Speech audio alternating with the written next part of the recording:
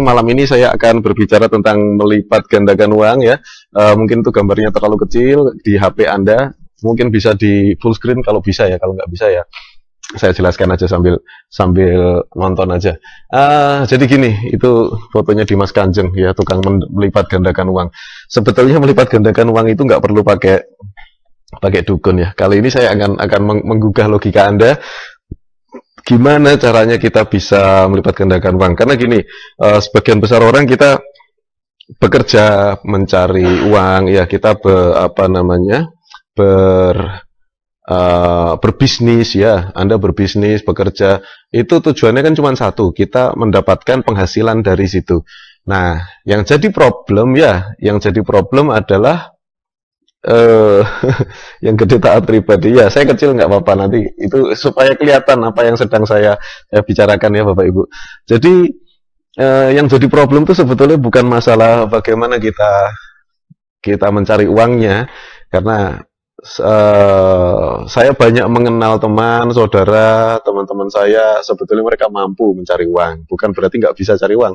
Bisa cari uang, tetapi yang jadi problem adalah uang itu cepat habis. Ya, uang itu cepat habis, dan ini yang membedakan kenapa kok orang bisa berhasil, bisa bertumbuh uangnya, sedangkan kita kok nggak bisa gitu ya. Tadinya saya juga bukan tipe orang yang bisa menumbuhkan uang saya.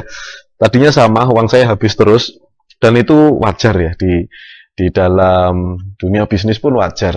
Ini bukan masalah bagaimana sebesar apa kita bekerja keras, tapi sebesar apa kita, sekuat apa kita bisa menahan keinginan, dan kemudian secerdas apa atau strategi seperti apa yang kita gunakan untuk membuat uang yang kita hasilkan tersebut bertumbuh ya. Jadi menggunakan uang itu sebetulnya sederhana sekali. Ini adalah sebuah cara atau strategi ya, kalau boleh saya bilang ini adalah strategi. Yang paling penting kita harus menganalisa dulu cash flow. Saya jelaskan dulu ya apa itu cash flow ya. Apa itu cash flow? Cash flow adalah sejenis makanan ayam. Cash flow itu uang keluar, uang masuk ya. Uang keluar dan uang masuk. Jadi Bapak Ibu, kita bekerja tentunya kita pasti ada uang yang keluar, ada uang yang masuk. Nah, mana dulu nih yang harus kita perhatikan? Yang keluar duluan apa yang masuk duluan? Kalau uang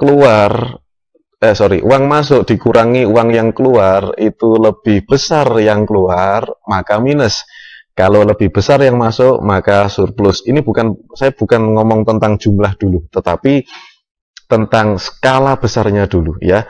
Jadi sebetulnya tidak masalah kita punya penghasilan itu pas, atau di skala yang kecil, di bawah 10 juta misalnya, atau di atas 10 juta, terserah Anda.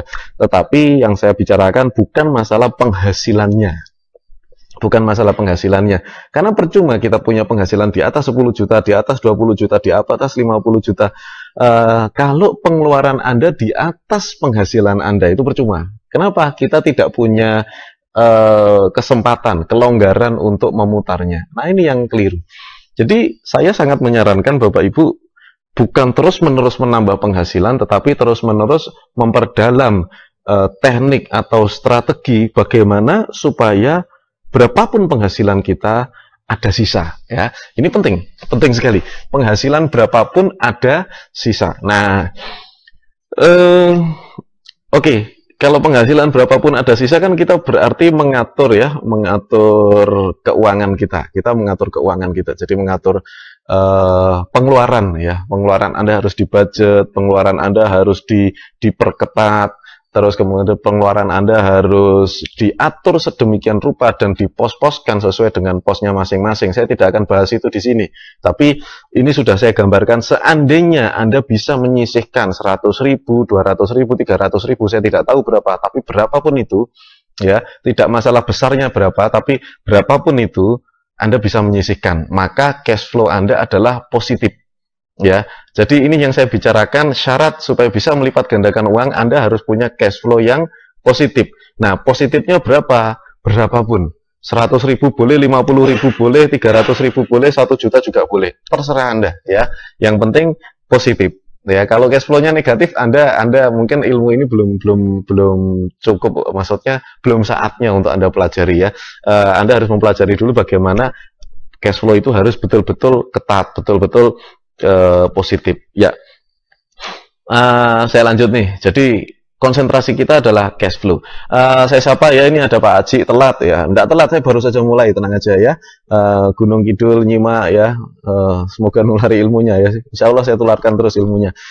Belum sebulan sudah nembus BPKB. Alhamdulillah. Siapa ini nggak ada namanya ya Allah. Belum sebulan beli CD sudah nebus 1 BPKB.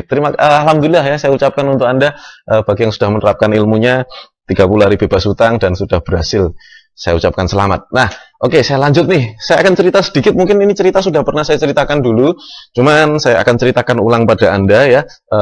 Itu ada gambar di layar bagaimana sih, bukan bagaimana, itu gambar di layar itu gambaran ya, gambaran itu bukan saya, tetapi dulu saya pernah melakukan sesuatu, saya nyebar-nyebar brosur di lampu merah ya untuk sesuatu, yaitu untuk melipat gandakan cash flow. Yang akan saya ceritakan di sini bagaimana saya melipat gandakan cash flow under 200.000 ya, di bawah 200.000 menjadi 4 kali lipat ya. Cuman dalam waktu kurang dari 1 minggu 200.000 jadi 4 kali lipat ya. Nah, ini ilmunya ya. Bagi Anda yang merasa bermanfaat dengan tayangan ini, silakan klik bagikan. Jika Anda ingin saudara Anda juga bisa melipat gandakan uangnya, ingin saudara Anda juga bisa lebih mapan secara finansial, silakan klik bagikan. Dan jika Anda suka dengan acara ini, silakan kasih saya love ya. Silakan klik love. Oke, saya lanjut dulu. Ini adalah cerita saya. Sebelum saya lanjutkan, silakan Anda klik love. Cerita saya adalah gini. Dulu lulus kayak kuliah, saya waktu lulus kuliah, saya sedang mencari-cari apa sih penghasilan yang bisa saya lakukan. Jadi waktu itu penghasilan saya sangat-sangat kecil, ya di bawah 1 juta. Penghasilan saya di bawah 1 juta rupiah.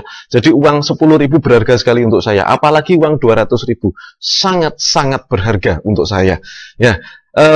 Kebanyakan orang berpikirnya adalah uang 100.000, 200.000, mesti mikirnya gini, Anda habis gajian lah gitu. Ini ada uang di dompet 100.000. Yang Anda pikirkan berapa lama uang ini akan habis ya? Pasti nanti akan cepat sekali uangnya habis. 1 hari, 2 hari ya. Saya nggak tahu kalau Anda punya uang 100 sampai 200.000. Tolong dijawab ya. Tolong jawab pertanyaan saya di komentar. Habisnya berapa hari? Silakan Anda jawab ya. Berapa hari habisnya? Di komentar. Silakan Anda komentar. Punya uang 100 sampai 200.000. Kalau untuk Anda pribadi habisnya berapa hari? Silakan ketik di komentar. Nah, ini yang saya lakukan sambil saya teruskan materinya.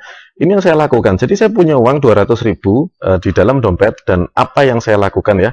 Yang saya lakukan adalah saya berpikir gimana caranya 200.000 itu menjadi lebih besar lagi, 300.000, 500.000, atau 800.000 sebelum saya menggunakannya. Oke, jadi sebelum saya berpikir, ini punya uang nih 200.000 di tangan, dan cuman itu uang saya, bagaimana caranya, ini sudah terbiasa saya sejak lulus kuliah, bagaimana caranya 200.000 ini sebelum saya pakai untuk makan, untuk dulu masih single ya, untuk apa namanya, beli pulsa ya, untuk beli pulsa, untuk segala macam. Saya punya uang 200.000, pikiran saya adalah gimana caranya 200.000 ini jadi 800.000 dulu sebelum saya gunakan. Kalau maksud saya gini, kalau 200.000 ini saya gunakan dan saya nggak bisa putar, maka besok saya akan mencari lagi 200.000 lagi, dan berat sekali dari 0 ke 200.000.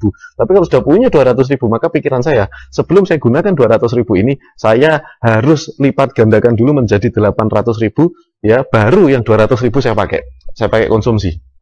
Ya, sudah jelas ya. Jadi itu cash flow. Itu cara seorang early ya, setelah lulus kuliah, bagaimana saya melipat gandakan uang saya. Nah, caranya adalah salah satunya waktu itu saya masih tinggal di Salatiga dan saya masih pakai motor saya dulu Karisma. Jadi saya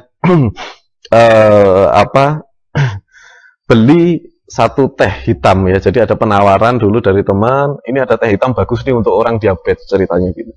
Nah, kebetulan saya datang ke Solo ya, naik motor, dan saya membeli teh tersebut. Tehnya harganya 100.000 Bapak Ibu sekalian. Tehnya harganya 100.000. Nah, ketika saya sudah beli teh ya 100.000, teh itu 2 botol. Jadi dimasukkan ke botol ya tehnya. Satu botol tuh isinya kalau nggak salah 500 gram, 100 gram ya. Satu botol 100 gram, 2 botol berarti 200 gram. Nah, kemudian sampai di rumah teh tersebut saya packing ya. Saya ambil kertas klip yang kayak kertas obat itu, kemudian saya masukkan. Satu botol jadi 20 plastik, sorry, bukan kertas tapi plastik ya, plastik klip. Jadi saya bungkusi, jadilah 20 plastik satu botolnya. Kalau 2 botol berarti itu jadi 40 klip. Nah, kemudian yang saya lakukan adalah saya ke rental komputer, saya bikin desain brosur yang akan saya fotokopi. Jadi desain brosur tersebut saya fotokopi. Ketika saya fotokopi, tulisannya apa? Tulisannya gula darah turun dalam 30 menit, teh hitam harga 20.000 untuk 2 kali minum ya. Kemudian saya kasih kode dinkesnya ya, depkesnya, dan di bawah saya kasih apa?